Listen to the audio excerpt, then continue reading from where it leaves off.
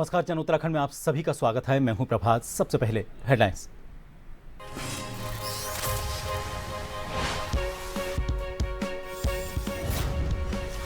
बिहार के चुनावी रण में उतरे सीएम धामी। मोतिहारी में एनडीए प्रत्याशी सचिंद्र सिंह के समर्थन में की सभा। सीएम धामी ने गप्पू पप्पू पर साधा निशाना, विपक्ष पर बोला जोरदार हमला। राष्ट्रपति द्रौपदी मुर्मू के नैनीताल दौरे की तैयारियां तेज। एसएसपी ने पूरे जनपद में रेड अलर्ट किया घोषित। सुरक्षा, बिजली, पानी, सफाई, चिकित्सा और यातायात व्यवस्थाओं की समीक्षा कर विभागों को सौंपी जिम्मेदारी।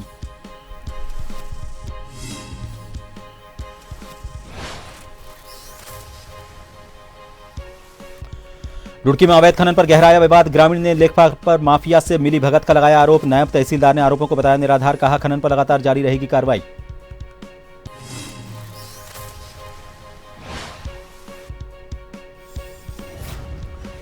कार्तिक पूर्णिमा से पहले हरिद्वार प्रशासन अलर्ट। डीएम मयूर दीक्षित ने मनसा देवी मंदिर क्षेत्र का किया निरीक्षण। सुरक्षा, सौंदर्यीकरण और निर्माण कार्यों की समीक्षा।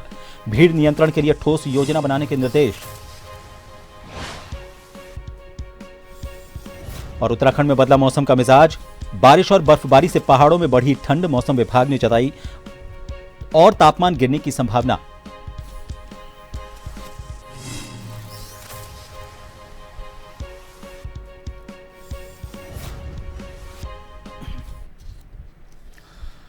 उत्तराखंड के मुख्यमंत्री पुष्कर सिंह धामी बिहार के दौरे पर रहे और यहां पर उन्होंने कल्याणपुर विधानसभा क्षेत्र से भाजपा प्रत्याशी सचिंद्र प्रसाद सिंह के समर्थन में जनसभा की। इस दौरान सीएम धामी ने बीजेपी के समर्थन में वोट की अपील की, साथ ही कांग्रेस और आरजेडी पर निशाना साधा।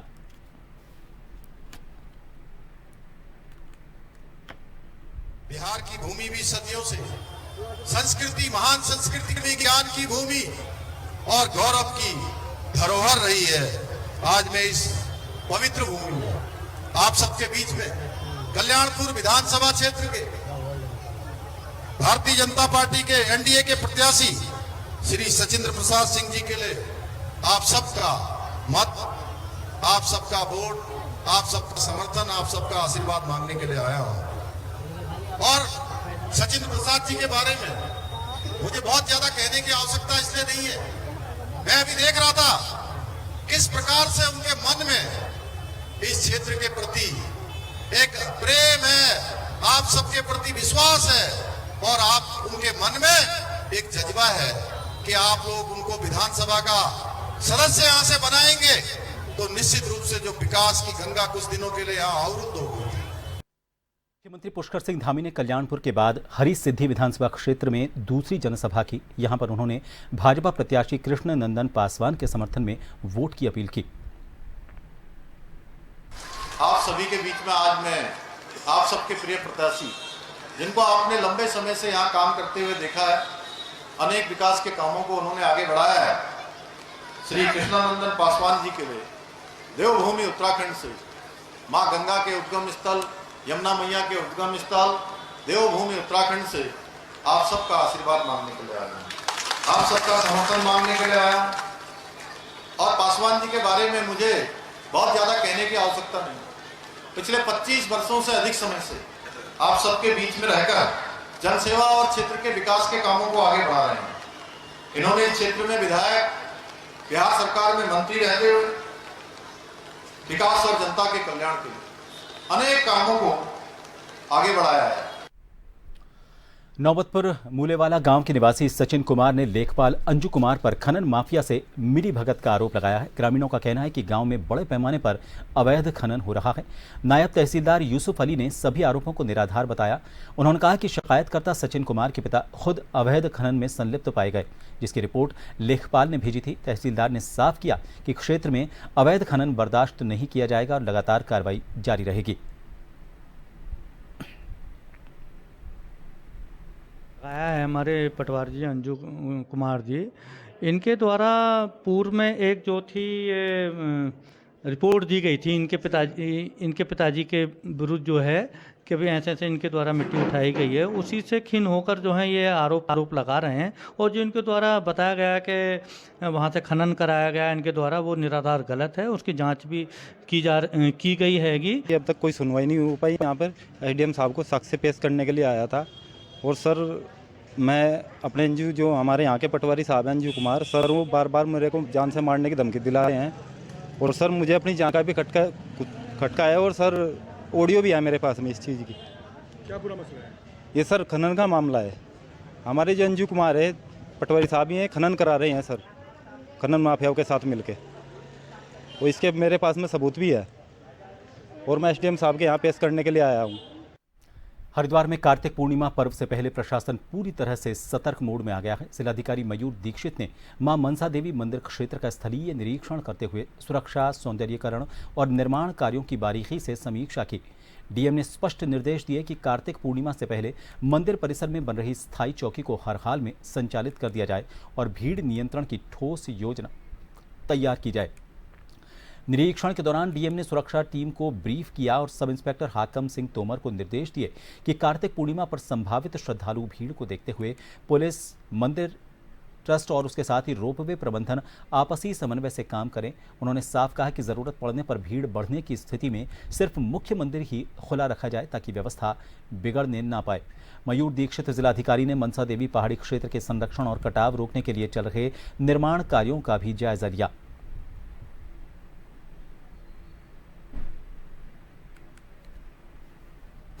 अभी आगामी 5 नवंबर को एक मुख्य पर्व है कार्तिक पूर्णिमा, जिसके क्रम में क्राउड मैनेजमेंट को लेकर और जो व्यवस्थाएं हैं वहाँ पर मनसा देवी मंदिर में, उसको आज निरीक्षण किया गया।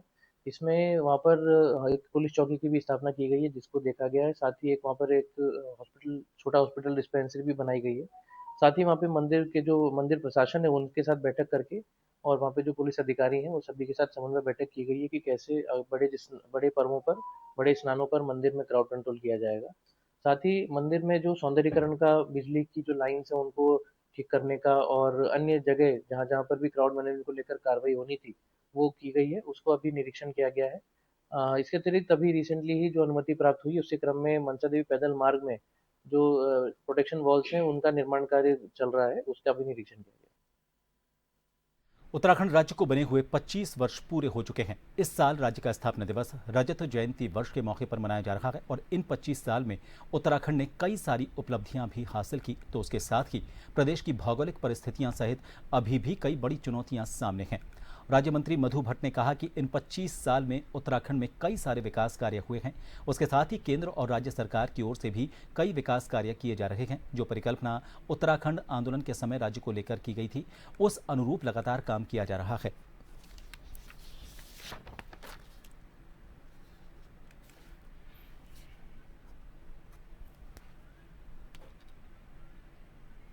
तो हमारी ऐसी पर दिन मैं कहूँ कि जो एक भी दिन ऐसा नहीं है जो बिना संस्कृति का हो। हर दिन सुबह से लेकर शाम तक हमारी संस्कृति के आयाम हैं, बहुत सारे बिंदु जुड़े हुए हैं। जैसे ही हम सुबह उठते हैं तो वैसे ही हमारी संस्कृति, मैं ये कहूँ कि अगर हम पूजा पाठ ये सब चीज़ें करते हैं अपने दैनिक जीवन में, जो भी कर्म करते हैं वो सब संस्कृति है। और उस संस्कृति के एक मंच पे, क्योंकि हम सब लोगों का एक जीवन ही वही संस्कृति में, तो इसे कहूँगी पूरी संस्कृति है। और उस संस्कृति को हम पूरा दिखाने का, क्योंकि क्योंकि भौगोलिक परिस्थितियाँ भिन्न भिन्न हैं, हर क्षेत्र में अलग अलग परिस्थितियाँ हैं। जैसे मैंने कहा ना, हिमालयी राज्यों का सांस्कृतिक समागम, तो हर राज्य की अलग अलग संस्कृति है। उस संस्कृति को दिखाने का हम इस बार प्रयास कर। रुड़की ब्लॉक के गांव माधोपुर हजरतपुर में जिलाधिकारी के आदेश के बावजूद आज दूसरी खुली मीटिंग में भी ग्राम प्रधान नहीं पहुंचे, जबकि दोनों मीटिंग के दौरान ब्लॉक के अधिकारियों ने उनका इंतजार किया। इस बैठक के बाद ग्रामीणों में भारी रोष देखने को मिला। अब अधिकारियों ने स्पष्ट तौर पर कहा है कि ग्राम प्रधान दूसरी बार भी मौके पर नहीं पहुंचे, जिसको लेकर इस मामले में उच्च अधिकारियों को अवगत कराया जाएगा और उसके बाद प्रधान के खिलाफ निर्णय लिया जाएगा। उन्होंने ये भी कहा कि ऐसा प्रतीत हो रहा है कि कहीं ना कहीं ग्राम प्रधान अधिकारियों के साथ जनता के सवालों से भी बचते नजर आ रहे हैं।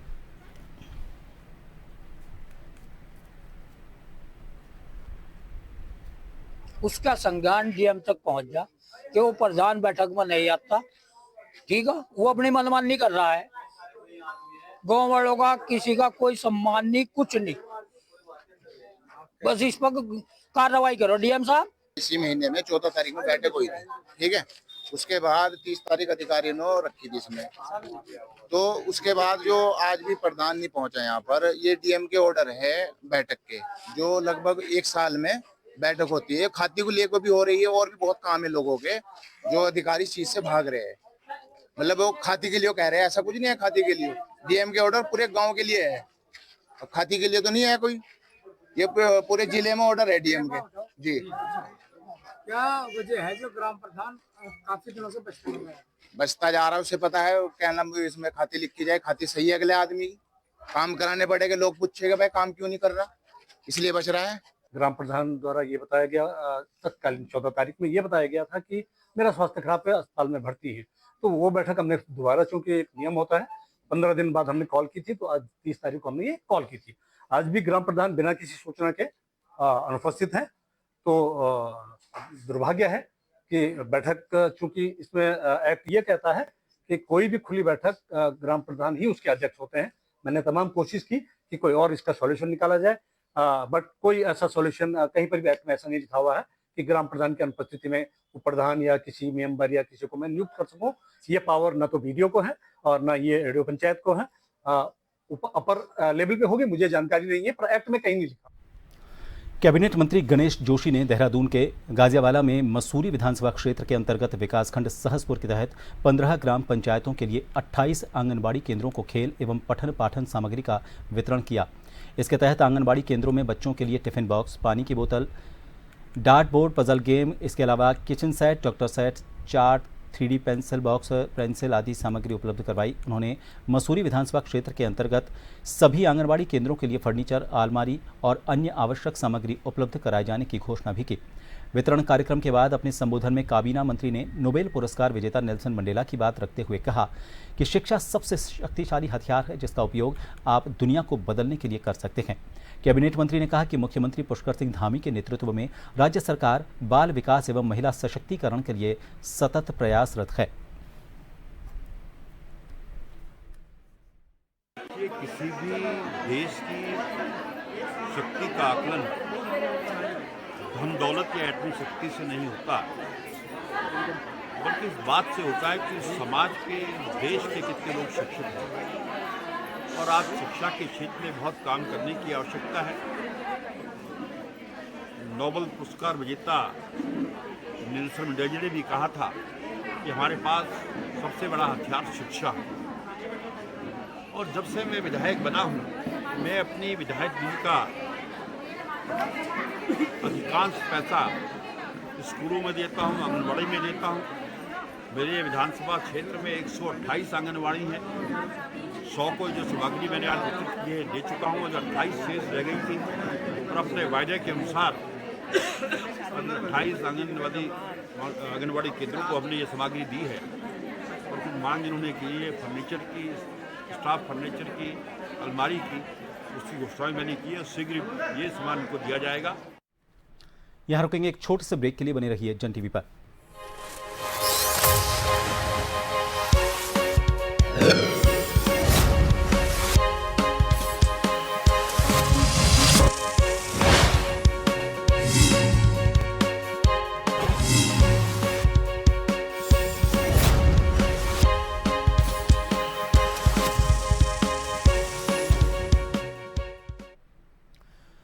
ब्रेक के बाद एक बार फिर आप सभी का स्वागत है। मुख्यमंत्री पुष्कर सिंह धामी ने पिथौरागढ़ में सहकारिता मेले का शुभारंभ किया। इस अवसर पर उन्होंने जनपद की 85 करोड़ 14 लाख रुपए की विभिन्न योजनाओं का लोकार्पण और शिलान्यास किया। इसमें 23 करोड़ 16 लाख रुपए की लागत के शिलान्यास और 61 करोड़ 98 लाख रुपए के लोकार्पण कार्य शामिल हैं। मुख्यमंत्री ने जनता को संबोधित करते हुए कहा कि ये योजनाएं पिथौरागढ़ के सर्वांगीण विकास में मील का पत्थर साबित होंगी।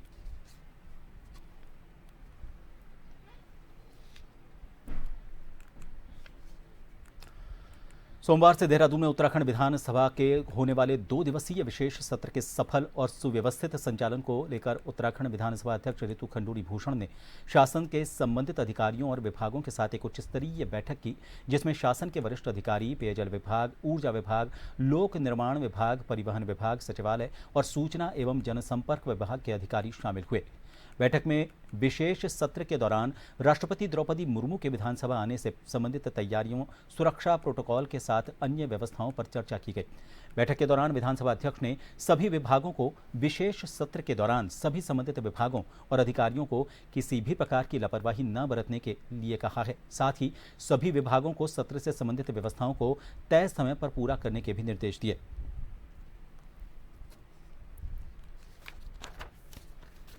राष्ट्रपति महोदय पहुंचने वाले हैं 3 तारीख को विधानसभा सत्र को एड्रेस करने के लिए, और हमारे लिए बहुत ही गौरवपूर्ण मौका है। 25 साल उत्तराखंड को हो रहे हैं, 25 साल हमने तय किए हैं, विकास की यात्रा तय की है, और मुझे इस बात की अत्यंत प्रसन्नता है कि आदरणीय हमारे राष्ट्रपति महोदय उस दिन हमारे साथ होंगे विधानसभा में और हमको सबको एड्रेस करेंगे। ये इस वर्ष अभी हम राज्य स्थापना का सिल्वर जुबली सेलिब्रेट कर रहे हैं, और ये उत्तराखंड के लिए एक सौभाग्य का विषय भी है कि माननीय राष्ट्रपति महोदया आ रही हैं इसी दौरान और विधानसभा को संबोधित भी करेंगी।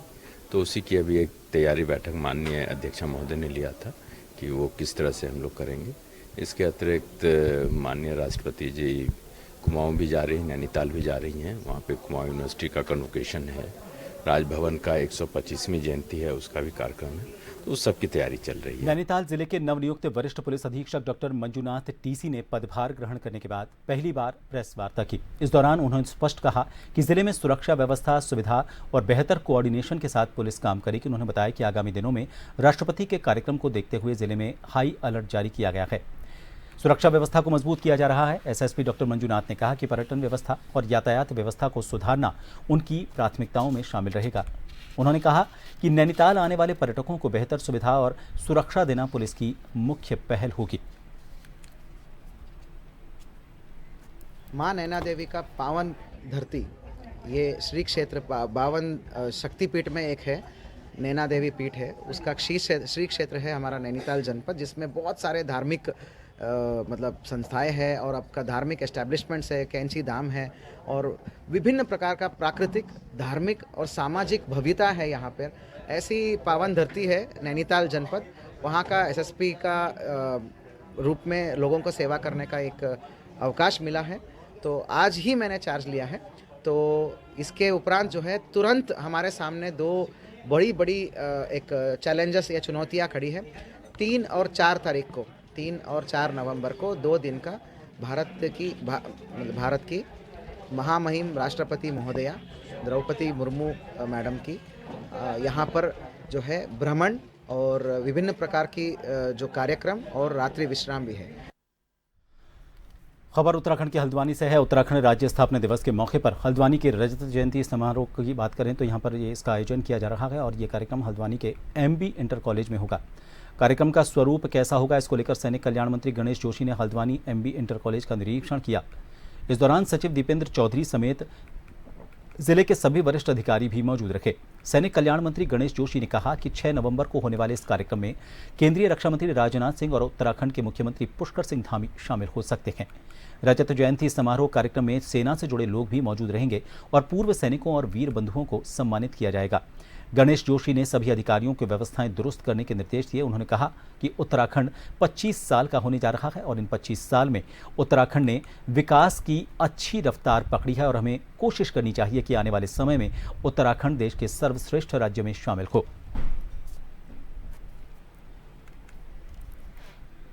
वर्ष को धूमधाम के साथ मना रहे हैं, जहां पहली तारीख को हमारे परंपरागत पर्व इगास से इसकी शुरुआत होगी और पहली तारीख से लेकर 9 तारीख तक लगातार कार्यक्रम रखे हैं।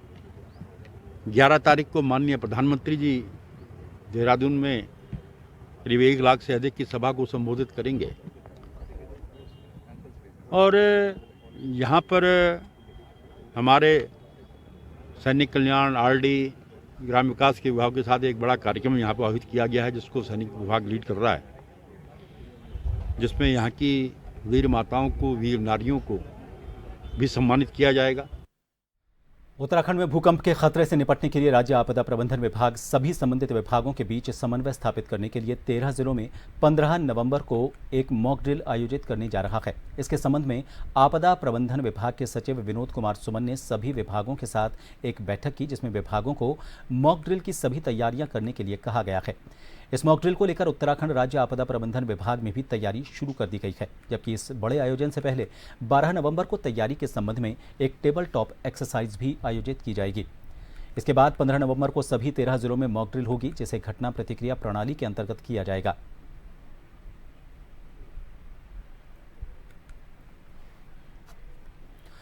हल्द्वानी में नगर निगम सभागार में मेयर गजराज बिष्ट और प्रशासन ने सरदार एट 150 यूनिट मार्च की घोषणा की।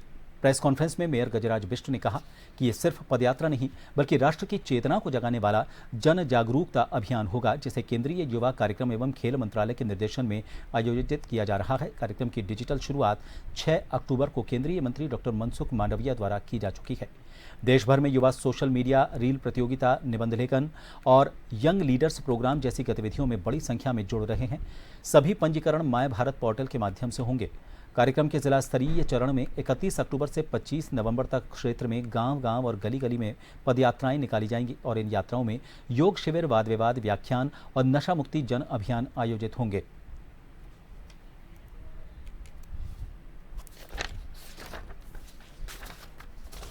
और अब एक बार फिर नजर हेडलाइंस पर।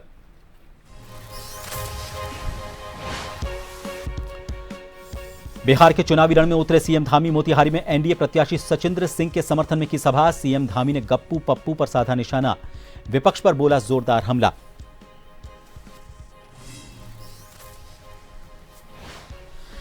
राष्ट्रपति द्रौपदी मुर्मू के नैनीताल दौरे की तैयारियां तेज। एसएसपी ने पूरे जनपद में रेड अलर्ट किया घोषित। सुरक्षा, बिजली, पानी, सफाई व्यवस्था और चिकित्सा के साथ यातायात व्यवस्था की समीक्षा कर विभागों को सौंपी जिम्मेदारी।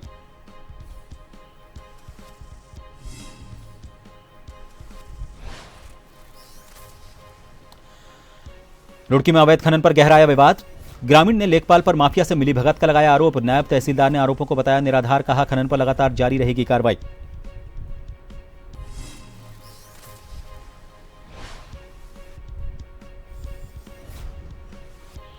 कार्तिक पूर्णिमा से पहले हरिद्वार प्रशासन अलर्ट। डीएम मयूर दीक्षित ने मनसा देवी मंदिर का क्षेत्र का किया निरीक्षण। सुरक्षा, सौंदर्यीकरण और निर्माण कार्यों की समीक्षा। भीड़ नियंत्रण के लिए दिए ठोस योजना बनाने के निर्देश। और उत्तराखंड में बदला मौसम का मिजाज। बारिश और बर्फबारी से पहाड़ों में बढ़ी ठंड। मौसम विभाग ने जताई और तापमान गिरने की संभावना।